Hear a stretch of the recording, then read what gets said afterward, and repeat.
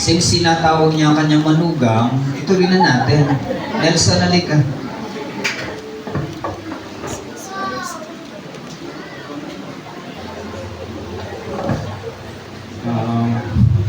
Magandang hapon po sa inyo lahat. Purihin po natin muna ang Panginoon. Una po sa lahat, nagpapasalamat po ko sa ating Panginoon dahil hindi sa Kanya, hindi po magiging maganda at maging maayos po yung kasal po namin po ni Mary Joy po.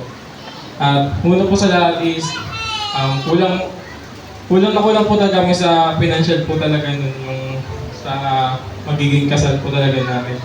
Hindi ko po talaga naging expect na ganun po yung pinalabasan po rin ng kasal po namin dahil yun nga, wala talaga po pera talaga. Ang magulang po kasi yung kanila. Ang ginagamit ko po namin pang gastos is yung sahod ko lang. Kasi sa energy hindi po kasi po yun sahod, ganun. Ayun po, lagi pong dinadalangin ko sa Panginoon na bigyan niya kami ng nakakaban ako. Hindi ako sanay sa harapan. Pasensya na po. Ayun po talaga ako. Ano po, nagpapasalamat po talaga sa mga tumulong po dito sa pag-ayos po dito sa simbahan po. Siyempre po, nangyari po Brother Pip po at Sister Marin kasi may times po talaga hindi ako nakakatulong. Gawa po kasi na may trabaho. Tapos, ayun po. Ngayon talaga. Okay lang, yalata. Ay.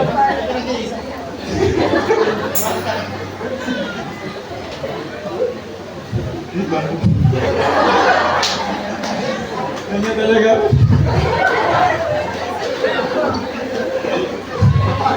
Energy na kayo sila.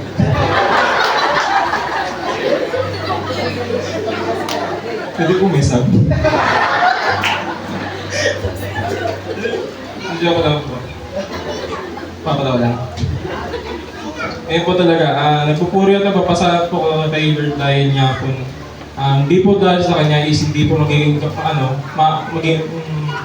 hindi maging magarbot rin po yung kasal po namin. Pero talaga po talaga yung simpleng kasalat po lang talagang ang niling din po namin.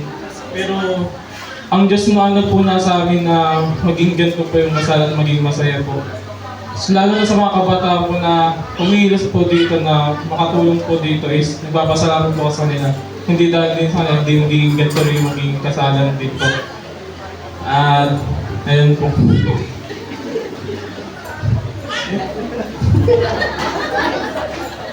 Ayun na po, tagad din. Ng Panginoon. Ayan, bali tatlo na kami. So, maikli lang talaga. Muli po, patuloy kaming nagpupuri at nagpapasalamat sa ating Panginoon dahil hindi man naisip ng aming isipan na magiging ganon ang plano pala ng ating Panginoon sa aming magiging kasalan, ay tunay na ang Diyos ang nagpuno sa bawat pangangailangan sa naganap nga po kasalan. Kaya patuloy din na kaya ayoko talaga sa gitna patuloy na lubos talaga kaming nagpapasalamat sa lahat din na nakaisa sa aming Tito June. Parang siya yung naging tatay. Ayan, sa lahat po na tumulong, hindi ko na may isa-isa. Maraming salamat po. To God be the glory.